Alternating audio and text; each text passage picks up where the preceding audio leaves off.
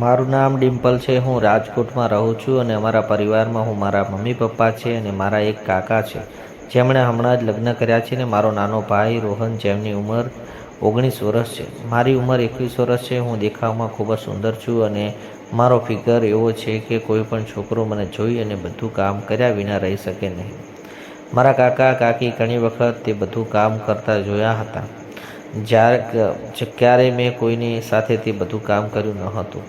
હવે હું વાર્તા પર આવું છું. વાત લગભગ 4 મહિના જૂની છે. હું દરરોજની જેમ કોલેજ આવતી અને પોતાના રૂમમાં આરામ કરતી હતી. મમ્મી પપ્પા એક સગાના ઘરે ગયા હતા અને હું તે દિવસે કોલેજથી વહેલી આવી ગઈ હતી. મારા ભાઈએ આ વાતની ખબર નહોતી. તેની 12માની બોર્ડની પરીક્ષા ચાલતી હતી અને મને ખબર ન હતી કે મમ્મી પપ્પા પણ ક્યાં ગયા છે. તેથી તે પૂછવામાં તેના રૂમમાં ગઈ અને પલંગ પર સૂઈને પુસ્તક વાંચી રહ્યો હતો અને રૂમનો દરવાજો ખુલ્લો હતો. તેથી હું ખખડાવા વિના અંદર ગઈ. પણ રોહન મને જોતાં જ તે ડરી ગયો અને એકદમ ઊભો થઈ ગયો અને બેસી ગયો. મેં પૂછ્યું, મમ્મી પપ્પા ક્યાં ગયા છે? તો તે તેમને ડરતા કીધું, મમ્મી પપ્પા બહાર ગયા છે. મેં પૂછ્યું કે તું કેમ આટલો ડરેલો છે? તો તેણે કહ્યું, કોઈ વાત નથી, બસ પેપરનું ટેન્શન છે. મેં કીધું, ટેન્શન ના લો, પેપર સારું હશે. અને પછી હું તેમના રૂમમાંથી બહાર આવી ગઈ. પણ મને લાગતું હતું કે કાંઈક છે. રોહન મારાથી કાંઈક છુપાવી રહ્યો છે. બીજા દિવસે જ તેનું પેપર હતું. તે પેપર આપવા ગયો હતો અને મારી કોલેજની રજા હતી. મમ્મીએ મને રોહનના રૂમ સાફ કરવા કહ્યું અને તેના રૂમનો દરવાજો સાફ કરી રહી હતી અને મેં જોયું તો તેના પુસ્તક પલંગ પર છોડી દીધું હતું. તેથી મેં તે પુસ્તક લીધું અને તેને અલમારીમાં મૂકવા લાગી. ત્યારે તેમાંથી એક બુક નીચે પડી ગઈ અને જોયું તો બુક આશ્ચર્યચકિત થઈ ગઈ. તે ગંદી કિતાબ હતી ને તેમાં છોકરીઓની ગંદી તસવીરો હતી ને તે બધું કામ કરવા વિશે કહેવામાં આવ્યું હતું. પછી મને સમજાયું કે જ્યારે હું એક દિવસ પહેલાં રૂમમાં ગઈ ત્યારે તે કેમ એટલે ડરી ગયો હતો. પહેલાં તો મને ખૂબ વિચિત્ર લાગ્યું. પછી મેં વિચાર્યું કે કાંઈ વાંધો નહીં, આ વિશે કહીશ નહીં. પરંતુ મારા મનમાં મારા ભાઈ રોહન માટે લાગણીઓ બદલાવા લાગી. અહીં અમારી છોકરીઓની માત્ર સૂટ જ પહેરે છે. તેથી હવે તે રોહનની સાથે દુપટ્ટા વગર જવાનું શરૂ કરી દીધું. હું પણ તેને જોવા માંગતી હતી કે રોહન ગોળ ગોળ મોટા સંતરા જોતો હશે.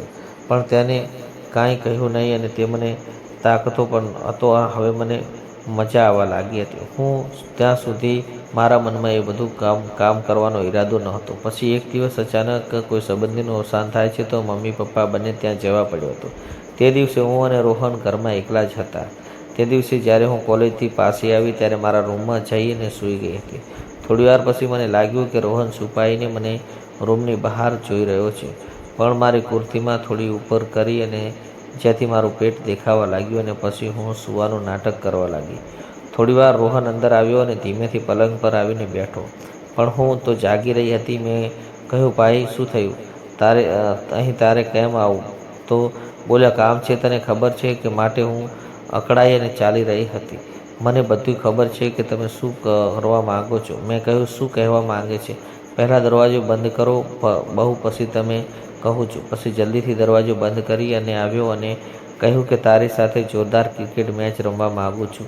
મેં કહ્યું, પણ ભાઈ હું તો તારી બહેન છું, એવું ન કર. અને હું હજી તે બધું કરવા માટે તૈયાર નથી. પણ તે ક્યાં માનવાનો હતો. પછી તેણે પોતાનું બેટ કાઢ્યું અને પછી હું તેના બેટ ઉપર જોરથી જોઈ અને ડરી ગઈ હતી.